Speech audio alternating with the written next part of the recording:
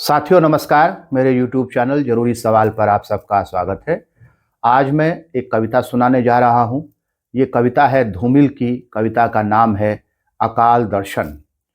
उनका एक काव्य संग्रह है संसद से सड़क तक, और यह संग्रह जो है इसका पहला संस्करण 1972 में प्रकाशित हुआ राजकमल प्रकाशन से।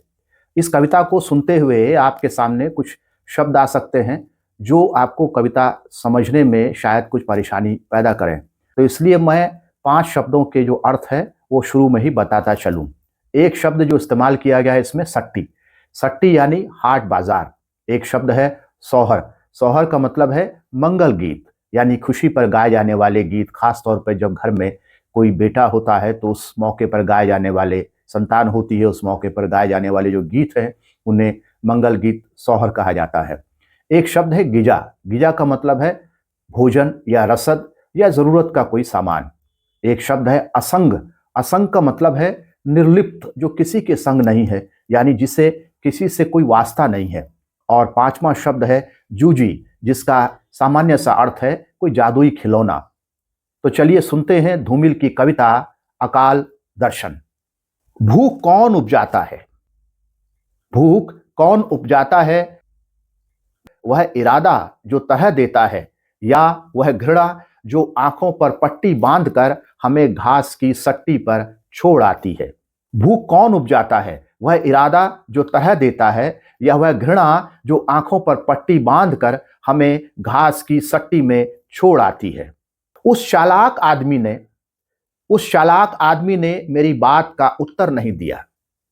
उस चालाक आदमी ने मेरी बात का उत्तर नहीं दिया। उसने गलियों और सड़कों और घरों में बाढ़ की तरह फैले हुए बच्चों की ओर इशारा किया और हंसने लगा। उस चालाक आदमी ने मेरी बात का उत्तर नहीं दिया। उसने गलियों और सड़कों और घरों में बाढ़ की तरह फैले हुए बच्चों की ओर इशारा किया और हंसने लगा। मैंने उसका हाथ पकड़ते हुए कहा, बच्चे तो बेकारे के दिनों की बरकत है। मैंने उसका हाथ पकड़ते हुए कहा, बच्चे तो बेकारी के दिनों की बरकत हैं। इससे वे भी सहमत हैं जो हमारी हालत पर तरस खाकर खाने के लिए रसद देते हैं। उनका कहना है कि बच्चे हमें बसंत बुनने में मदद देते हैं। लेकिन यही वो भूलते हैं, दरअसल पेड़ों पर बच्चे नहीं हमारे अपराध फूलते हैं।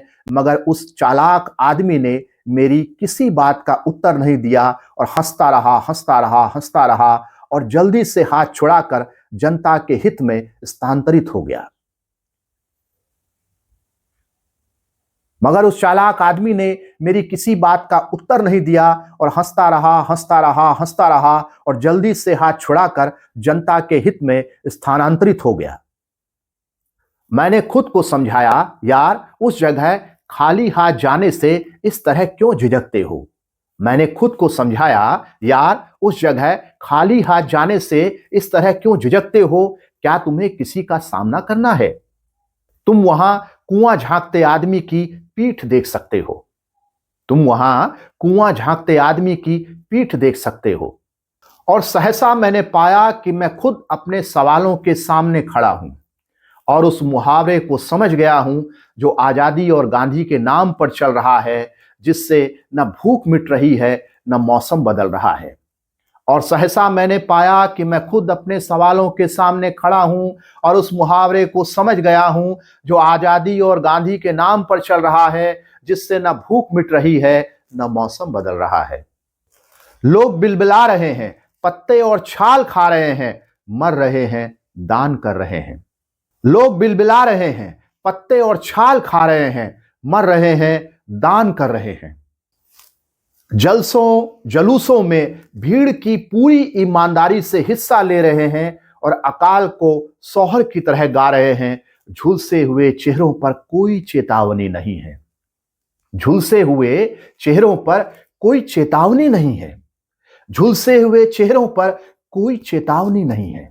मैंने जब भी उनसे कहा कि देश, शासन और राशन, उन्होंने मुझे टोक दिया।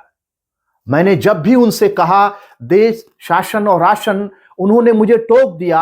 अक्सर वे मुझे अपराध के असली मुकाम पर उंगली रखने से मना करते हैं।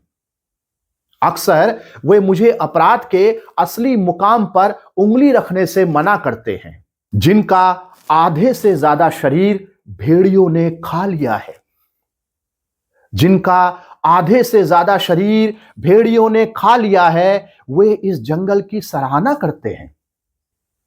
जिनका आधे से ज्यादा शरीर भेड़ियों ने खा लिया है, वे इस जंगल की सराहना करते हैं। भारतवर्ष नदियों का देश है। बेशक ये ख्याल ही उनका हत्यारा है, यह दूसरी बात है कि इस बार उन्हें पानी ने मारा है। भारतवर्ष नदियों का देश है। बेशक यह ख्याल ही उनका हत्यारा है, यह दूसरी बात है कि इस बार उन्हें पानी ने मारा है। मगर वे हैं कि असलियत नहीं समझते, अनाज में छिपे उस आदमी की नीयत नहीं समझते जो पूरे समुदाय से अपनी गिजा वसूल करता है, कभी गाय से और कभी हाय से। मगर वे हैं कि असलियत नहीं समझते, अनाज में छिपे उस आदमी की नीयत नहीं समझते जो पूरे समुदाय से अपनी गिजा वसूल करता है, कभी गाय से और कभी हाय से। यह सब कैसे होता है? यह सब कैसे होता है, मैं उन्हें समझाता हूं। यह सब कैसे होता है, मैं उन्हें समझाता हूं। मैं उन्हें समझाता हूं यह कौन सा प्रजातांत्रिक नुस्खा है कि जिस उम्र में मेरी मां का चेहरा झुर्रियों की झोली बन गया है। मैं उन्हें समझाता हूं यह कौन सा प्रजातांत्रिक नुस्खा है कि जिस उम्र में मेरी मां का चेहरा झुर्रियों की झोली बन गया है, उसी उम्र की मेरी पड़ोस की महिला के चेहरे पर मेरी प्रेमिका के चेहरे सा लोच है। मैं उन्हें समझाता हूं यह कौन सा प्रजातांत्रिक नुस्खा है कि जिस उम्र में मेरी मां का चेहरा झुर्रियों की झोली बन गया है, उसी उम्र में मेरी पड़ोस की महिला के चेहरे पर मेरी प्रेमिका के चेहरे सा लोच है। वे चुपचाप सुनते हैं, उनकी आंखों में विरक्ति है।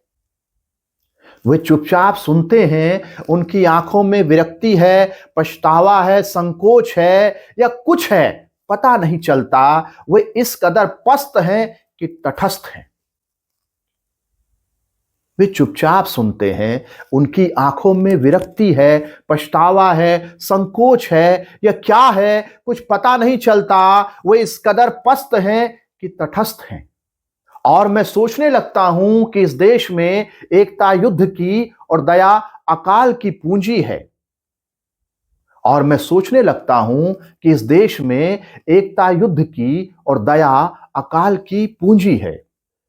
क्रांति यहां के असंख्य लोगों के लिए किसी अबोध बच्चे के हाथों की जूजी है। नमस्कार, मैं बीरेंद्र सिंह रावत।